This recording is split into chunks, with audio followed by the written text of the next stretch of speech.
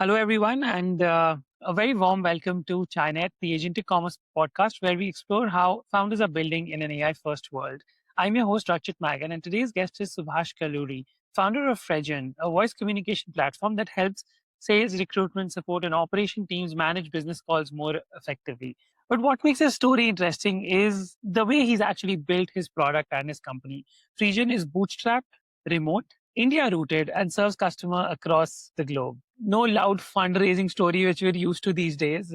No office first culture. And when we were talking backstage, then Subhash said that chasing new trends is something which does bad in the long term, and that's exactly how he has built his company.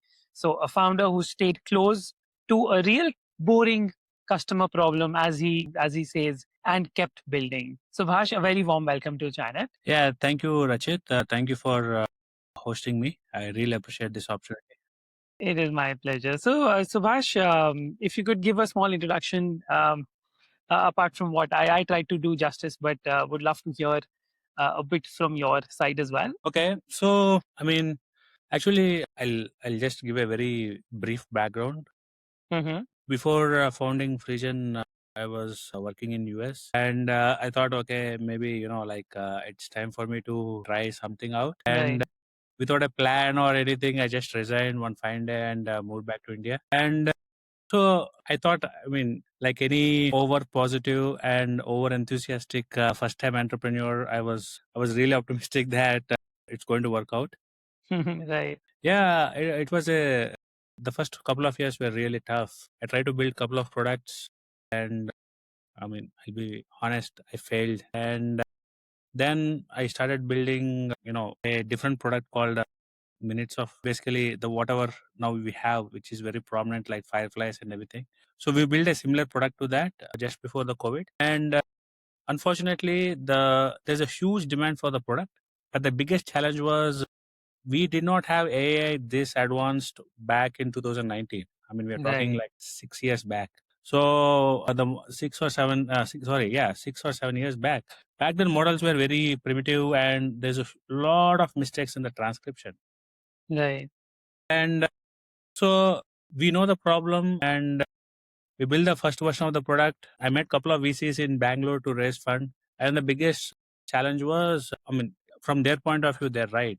I did not have a tech co-founder. I had a tech team. Again, they're just out of college, but we could scrap up a product and come build something that actually works. But the challenge was, one is product because the transcription is bad. So therefore, your meeting summary and everything is going to be bad. And I could right. not make money. So I have a product which is basically with no customers. So I have, by then I have already spent, I think 4 years, 3 years plus on this Wow. entrepreneurial journey. Hmm. And I think any logical person would have said, like, okay, fine, I think it's time to wrap it up and go back to workforce. But I thought, I felt I did not, it's not a logical decision and I would not suggest everyone to do it. I just said, okay, fine, I failed, but I want to try one more time. And Right, then moved into this product. And when we built the product, we never had a idea of building calling infrastructure or whatever we have now. That right, entire journey started with a simple product for recruiters to make calls and log the calls. So hmm, that was a simple product we want to build for only for recruitment use case. So right, when we built our first version, what we realized is the revenue what we are making, we are like giving like 40% or 50% of revenue to telephone infrastructure. So when we hmm, version we were using our competitors infrastructure, right. and so I have to be honest That's about how. Yes, yeah. of course. So when I saw the bill, I thought it doesn't make sense. Why would we, use someone pay this much amount of, bill? I thought, okay, fine, let's see if we can figure out to build our own infrastructure. And we Hmm. figured out a way to build our own infrastructure. And from there, so first couple of years, we were completely focused on recruitment use case. Then Right. slowly we started exploring other market segments like sales, support, and now we are completely, vertical like agnostic, and we serve all the market segments. So that's how the journey started. Yeah. Wow. So Yeah. it's been a long journey, and was there um, was there a point where you decided that okay, I will bootstrap, or was it like bootstrapping was the plan from day one that okay, I'll go bootstrap, I'll not raise funds? I mean, raising money was, I mean, the plan was always to raise some money. Mm-hmm. Unfortunately, since I could not raise money and I understood that this is a game that I will hate to play, that raising the fund, I mean, it's not for me. One thing I realized is after sitting with couple of investors, one, if I take that route, it's going to be much riskier because I can see myself, like attending a lot of meetings, and I definitely thought I could not raise money. I'll be very honest. I mean, now I Mm, can raise money, but back then right. I Back thought, then. okay, maybe like raising money is not something that I'm going to fail. And I thought, what can I do within the limited resources I had back then to build a product and to build a business? So the entire thought process changed from how can I forget about funding and all this? How can I get a customer, get paid by the customer, and actually build a business? So that's how the entire thought process has changed. And yeah, I mean, even now we are completely bootstrapped. And Mm. we raised only one round, like 10 lakhs from one of our first customers. At, Wow. yeah. I mean, he said he wants to invest, and we allowed, okay, fine, let's do it. Apart from that, we never had any external investors. Yeah. Right. Great. So Subhash, now of course you offer telephony to a lot of companies, but as we know that AI voice agents are now coming up. So that do you see like some changing customer expectations? Yes. Oh, a lot. I mean, entire base of customer changed. I mean, as you can see, I'm really excited. So Right. even the ICP changed. Ideal customer profile that we target and who are Hmm. using our product completely. It's a completely new customer set. So Right. before primary ICP used to be managers, managers who are looking to implement processes. Right. But now our ICP, the customers are CTOs, vice president of product, like senior management basically. Okay, and the end users are developers. So yeah, overnight we have to move from selling from business to business to selling from business to developers. Hmm. So now we are actually basically competing. I mean, we are a product that is just like any other products that are like AWS, for Right. example, which are end of the day end users are developers. So Correct.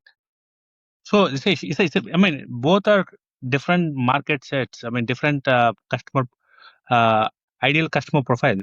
Right. Yeah, and the value. I mean, end of the day, what matters is are we building a good product for the ICP or not?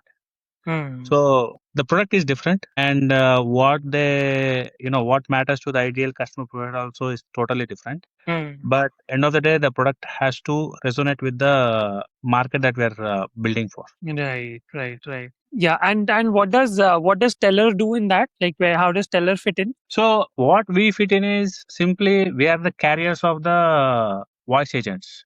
Right. So like if a voice agent has to have conversations with people, like for example, let's take a simple example, a bank. When you Right. call a bank, if you deployed a voice agent, so the voice agent will be interacting with your bank's customer when you call a support number. So the entire part of handling the call, the conversation, so internally what I say to my team is we are like the roads. Hmm. We build the transportation for the AI agents to, we are building the mechanism. So we are the layer on which AI agents are deployed, and we are like toll booths. Based on the usage, you're going to pay us fee. Correct. Correct. Right. So and Okay. and what do you think like from a builder's perspective? Like we had a very interesting conversation where you said that okay, the fancy stuff keeps changing, but the infra remains constant. So what are your thoughts about that? Yeah, I mean, see, I mean, if you look at some of our competitors, they're doing multiple things. Correct. They're Uh, trying to do everything. yeah, I mean, it is entirely their prerogative because they have resources, and I mean, there are companies which does what they. Unfortunately, are a very, for as a bootstrap company, you don't have that luxury to take. uh, chances trying out multiple products at the same time. So you can, at the most, like you have to make sure one product is making revenue and that can be deployed to build a second product. And the second product has to work. It's not like you deploy two products in parallel and expect one to work or one to capture the market. So my thesis is simple. I always believe that, like let's look it from a probabilistic point of view. So the probabilistically AI agents will change, might change. The LLMs and conversations. Correct. But the carrier part will always remain the same, right? Right. So I thought, let's instead of us building voice agents, why can't we support something like CPaaS, where we handle the entire infrastructure for someone to deploy the voice agents, Right. and let the customers grow on us. And to simply explain, when there's a California gold rush, you don't want to go and dig for the gold. The goal is to build a lot of shovels so that you can help Correct. with the everyone who is digging for gold. Correct. Absolutely. And what do you think? Like, where is the future of business communication going? Is it going to become channel agnostic? Is it going to become voice first? What is your belief? My belief is it entirely depends on use case and which market are we talking about. I'll give a simple example. Okay. For example, let's take our own India, where Right. we have a population of, especially I'm talking, with my, our father's generation, who are like, like 60 plus, 65 plus. I mean, if you look at their, smartphone adoption, it is very minimal. They use for phone and they use for WhatsApp. Hmm. And maybe now a little bit of YouTube and Instagram, which they've Yeah, started. exactly. But if you ask someone to have a conversation with the agent on WhatsApp, do you think they're going to type? I don't think they're going to type, right? They would prefer to talk with the agent on a voice call. See, voice agent is what we believe in is this voice agent is going to open up a new market set, especially like third tier cities, villages where all the senior citizens live. And if I don't know, Rachit, but I come from a agricultural background, so I still have that roots where I see older people still using that old Right, Nokia right, right. double The zero. smaller, right. Yeah. So just imagine they can just call a number and have a conversation with the agent, which will do all the things what a mobile app can do. Right. Now that is a interesting use case for banks. So Correct. it all, I just gave this example to explain that entirely depends on the use case, Rachit. For example, now let's take simple things like, like booking a flight. If you're talking with someone like a younger generation like Gen Z, they prefer chat. Right. And again, so as I said, it depends on the industry and the use case we're talking. I think email, chat, voice, and messaging, all the four channels are going to exist together. And I think it all comes down to one thing: how effectively are you engaging with your customer? Right. Uh, that's the first thing. And second thing is how, uh, end of the day, after deploying all this, are you capturing all this information and is it fitting into your workflow? These two things matter, in my opinion. So one is Correct. your customer preference, and second one is your workflow. So even Workflows. after Right. deploying all your agents, if it's not fitting into your workflow, then you have a problem. Doesn't make sense. Right. Yeah, absolutely. Absolutely. And you're building all of this remotely, right? So, earlier, of course, during COVID, everyone went remote. But then there were all companies were calling people back. How did you how come you decided to stay fully remote, and and what systems did you build around so that a remote Yeah. team can actually function? That's a fantastic question. I mean, it was not out of choice, it was out of necessity. We stayed remote because we did not have money back then to, come invite everyone back to office. Right. I mean, that's the truth. The truth is, it's much more cost effective because we don't have any overhead costs. Of course. And the second thing is, I mean, what I realized is once you're remote, you can hire across India. Correct. Across India, if you're lucky, across the globe as well. Right, because and what I your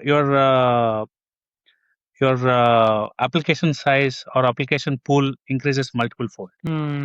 And Correct. best part is you don't have to pay same competing salaries for someone who is living in a major city.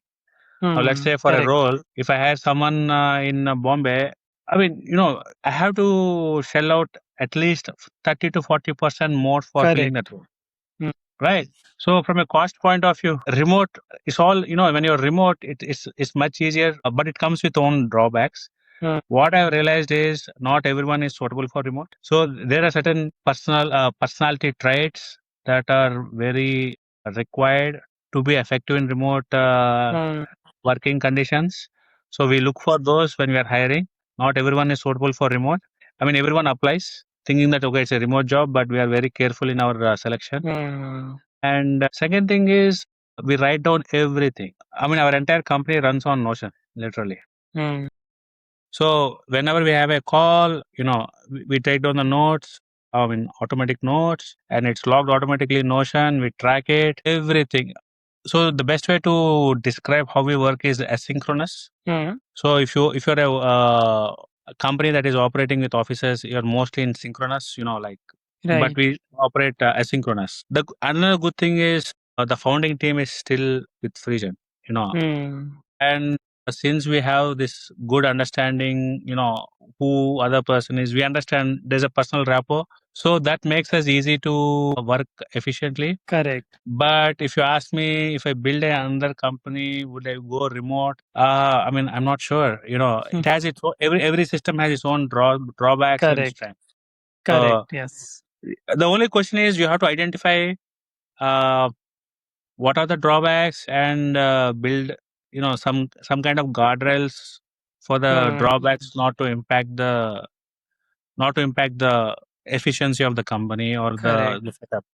Right. Yeah, that's very true. Because it's not having either, like having a remote company has its own pros and cons, and having a physical office where everyone's coming every day also has its own pros and cons. But you said a very interesting thing that that you look for certain qualities when you hire someone for a remote position. What are those qualities which you look for? Oh, that's a first is the maturity level of the individual. Right. Uh, if I feel, I mean, again, this is again subjective thing and my personal Of opinion. course. Yes. Um, so I look for, like how much responsible the other person is, and most important, the temperament. I think the Hmm. temperament matters a lot Right. because it's very easy to I mean, see, human brain works like, like you, when you're in survival mode, you always think negatively. So first is the discipline. Can this person, we look for at least 1 or 2 weeks to see whether this person is going to fit. Right. Showing up on time, communication. Hey, I mean, are they over communicating, like asking questions, or they just thinking that okay, this is a work from home situation, work from home, and I can relax and take things easily. So you look for all those obvious cues. Correct. I think mistakes happen when you don't observe these things after, once the individual joins. For Hmm. example, like we have this company-wide call. Are they joining and participating? I mean, even if they don't participate, are they joining? You Hmm. know, Correct. so it says a lot about how serious they are about the work. So yeah. Hmm. True. True. True. Yeah. Absolutely. And Subhash, you said that you guys are all over the globe, right? How do you manage sales across geographies? So how we manage sales across geographies is basically, I mean, I would like to take this occasion to give credit to our sales team. Right. They work really hard. I mean, they work Indian Standard Time and European Standard Time. So basically, they work almost, like on a daily basis, 12 hours. Hmm. So they try to work with the customer in their own time zone as much Correct. as possible. And so they start their day a little bit late, but I think usually by the time they go to bed, it's already 2 o'clock in the morning in Hmm. Indian Standard Time. And yeah, I mean, if you're covering from morning 9 o'clock till 2 o'clock, or like 10 o'clock to 2 o'clock, I think pretty much you can cover all the way from Australia to US. Correct. Right. So yeah, the credit goes to the team. Hmm. We don't have. I mean, we used to have a system where we used to have two sets of sales team working, Mm-hmm. but it was not really effective. Right. I mean, one of the good thing about FreJun is we don't have any work hours. So we don't have any work hours and we don't have any official holiday policy. So as long as you get the job done, we are fine. So you can start your day at 10 o'clock, you can start your day at 11 o'clock, but there are parameters, there are parameters we track. If you're hitting those numbers, then you're good. Right. Yeah. Amazing. Great, Subhash. This has been amazing. So there's this small rapid fire round. So I'll ask you a question. You have to answer in as less words as possible and as fast as possible. So this is the last section of our podcast. So let's start. You can say the first thing that comes to your mind. Doesn't need to be correct. Sure. So give us one tool your remote team cannot live without. Slack. One habit that has helped you as a founder. 20 minutes before you start your day, just understand what is the priority for the day and focus on it. One mistake early founders should not be afraid of. You're always wrong and be shameless about being wrong. Amazing. Give me one AI product you use every day. Claude. I think everyone does that now. One underrated skill in B2B sales. Replying on time. And one thing most founders overthink, which they should not overthink. Competition. One thing most founders underthink, but they should concentrate more on that. Marketing. Bootstrapped or funded, which founder sleeps better? It depends. There is no, bootstrapped or funded. It depends on what you're building and to whom you're building and who's your IC. Amazing. Subhash, thank you so much for doing this. It has been lovely hosting you. And for everyone watching, that was Subhash with a very refreshing conversation. And, because whereas it is in a world where everyone's trying to, be louder, be bigger, and Subhash is showing us that there's a way to build profitably without going losing the plot in life. So please thank you so much for watching, and you can visit FreJun at FREJUN.com. And if your team depends on any AI agents for sales, hiring, support, or operations, then as Subhash said, they already have the road. You just have to get your car and start driving. Yes. Thank you so much, Subhash, for doing this. Yeah, thank you, Rajit. Thank you for your time. Thank you. Thank you.